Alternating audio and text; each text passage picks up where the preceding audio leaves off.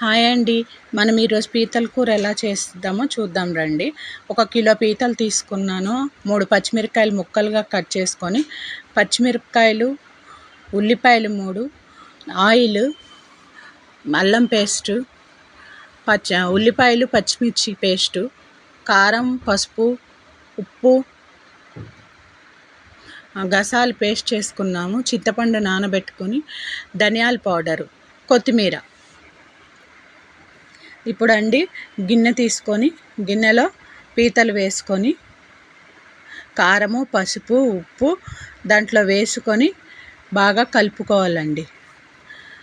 బాగా కలిసేలా కలుపుకుంటూ దాంట్లో 3 స్పూన్లు ఆయిల్ 3 టేబుల్ స్పూన్లు ఆయిల్ పోసుకోవాలి.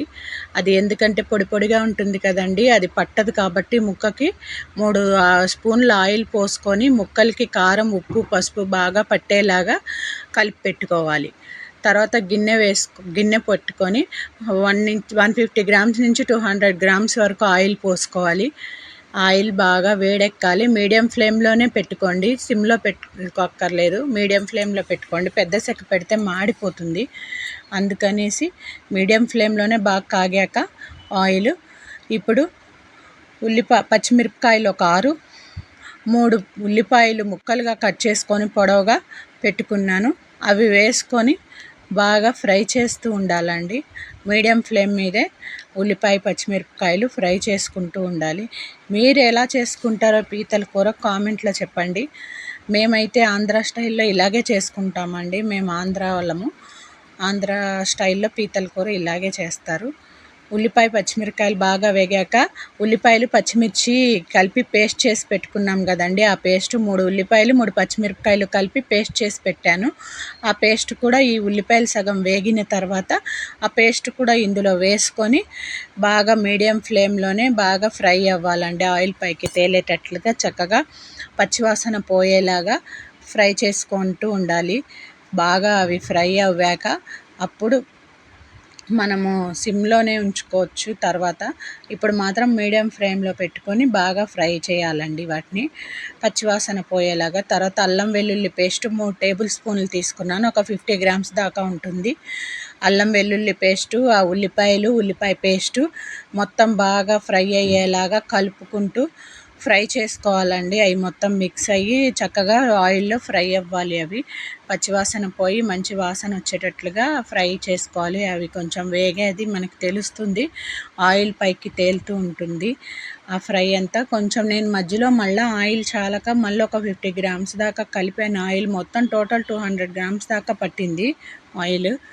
ఒక కిలో పీతలకి వచ్చేసి ఆనియన్స్ మొత్తం అల్లం పేస్ట్ ఫ్రై అయ్యాక ముందుగా కలిపి పెట్టుకున్న పీతల్ని అందులోకి వేసుకోవాలండి. ఆ పేస్ట్లోకి వేసుకొని బాగా కలుపుకోవాలండి. బాగా ఫ్రై అయ్యేటట్టుగా ఆ పేస్ట్ తోటి ఈ పీతలు మిక్స్ అయ్యేటట్లుగా జాగ్రత్తగా కలుపుకోవాలి.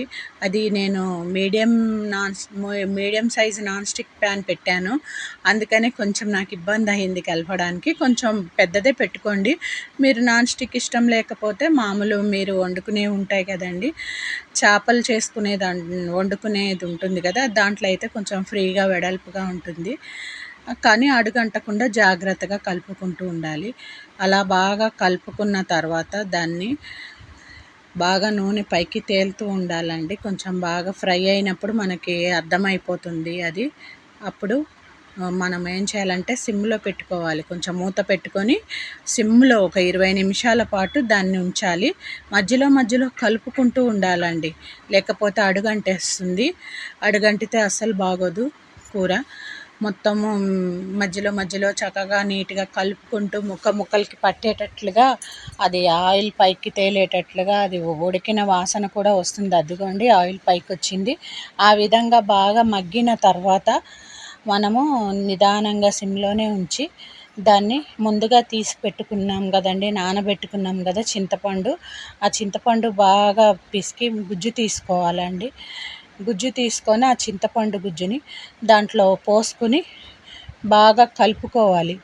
బాగా కలుపుకొని దాంట్లో బాగా ఆ మిశ్రమం ఆ చింతపండు పులుసు మొత్తం కలవాలండి దాంట్లో కూరలో. ఇంకా మనం వేరే నీళ్ళు ఎక్కువ పొయ్యి అవసరం లేదు. ఆ చింతపండులోంచే 2-3 సార్లు వాటర్ తీసుకుంటే సరిపోతుంది. అది పులుసుగా ఉంటుంది. ఇప్పుడు మనం ముందుగా డ్రై రోస్ట్ చేసుకున్న గసాల పేస్ట్ ఉంది కదండి, పౌడర్ చేసి పెట్టుకున్నాం. కొంతమంది పేస్ట్ కూడా చేసుకోవచ్చు. కొంచెంగా ఉందని నేను పౌడర్ మాత్రమే చేశాను.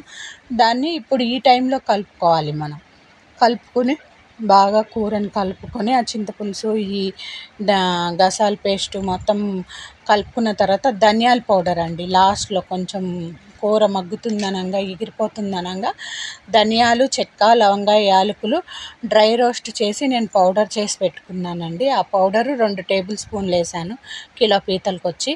తర్వాత ఒక కట్ట కొత్తిమీర లాస్ట్లో. మనం కొంతమంది పులుసుగా చేసుకుంటారు, కొంతమంది ఇగురుగా చేసుకుంటారు. అది మనం తినేదాన్ని బట్టి దించుకోవచ్చు అండి. నేను పులుసుగానే దించేసుకున్నాము. ఆ లాస్ట్లో అది ఎగిరిపోతుందన్న టైంలో మనం కొత్తిమీర వేసుకొని దించుకోవాలి. అదిగోండి అలా గుజ్జుగా గ్రేవ్గా మేము అలా దించుకున్నాం వైట్ రైస్లోకి. కొంతమంది అయితే ఫ్రైలాగా కూడా చేసుకుంటారు, ఎక్కువగా వాటర్ పోసుకోకుండా కొంచెం ఎక్కువగా